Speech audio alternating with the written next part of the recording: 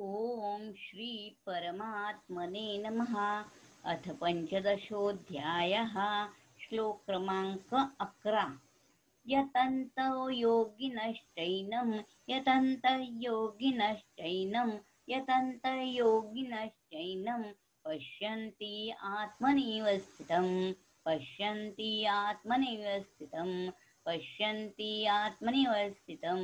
यतन्तो योगिनश्चैनं पश्यन्ति आत्मनैव स्थितं यतन्तो योगिनश्चैनं पश्यन्ति आत्मनैव स्थितं यतन्तो योगिनश्चैवं पश्यन्ति आत्मनैव स्थितं यतन्तो योगिनश्चैनं पश्यन्ति आत्मनैव स्थितं यतन्त अपि अकृतात्मानः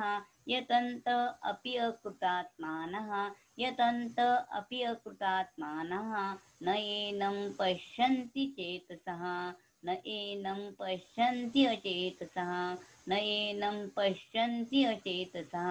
यतन्त अपि कृतात्मानः न एनं पश्यन्ति अचेतसः यतन्त अपि अकृतात्मानः न एनं पश्यन्ति अचेतसः यतन्त अपि अकृतात्मानः न एनं पश्यन्ति अचेतसः यतन्त योगिनश्चैनं पश्यन्त्यात्मनमस्थिताम् यतन्तोऽप्यकृतात्मानो नैनं पश्यन्त चेतसः यतन्तो योगिनश्चैनं पश्यन्त्यात्मन्यवस्थितः यतन्तोऽप्यकृतात्मानो नैनं पश्यन्त चेतसः यतन्तो योगिनश्चैनं पश्यन्त्यात्मन्यवस्थितः यतन्तोऽप्यकृतात्मानो नैनं पश्यन्त चेतसः।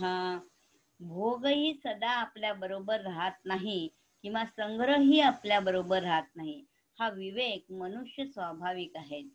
परंतु जो मनुष्य शास्त्र जाणणारा असून, सत्संग करणारा असून, साधना करत असूनही आपल्या विवेकाकडे लक्ष देत नाही, भोग व संग्रह करून वेगळा असण्याचा अनुभव करत नाही, तो अकृतात्मा आहे. अशा मनुष्यानं अकृती बुद्धी आणि दुर्मती पण म्हणतात.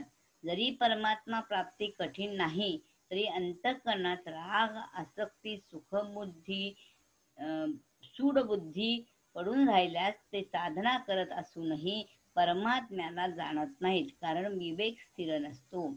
गुणांनी मोहित झाल्यामुळे ते विषयांच्या विभागालाही जाणत नाहीत आणि स्वयंच्या विभागालाही जाणत नाहीत. अर्थात भोगांचा संयोग वियोग वेगळा आहे आणि स्वयं वेगळा आहे हे जाणत असूनही. 7व्या पासून 11व्या श्लोकापर्यंत भगवंत सांगतात, हा माझा अंश जीवात्मा बिलकुल वेगळा आहे आणि ज्या शरीराला तो आपला मानतो, भ्रमाने ते वेगळेच आहे. त्यांचा परस्पर संयोग होणे संभवतच नाही. जो उपयुक्त जड आणि चेतन दोन्हीच्या विभागाला संपूर्णपणे वेगवेगळा पाहतो, तोच ज्ञानी आणि योगी आहे.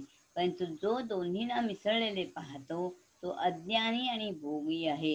हरये नमः, हरये नमः, हरये नमः.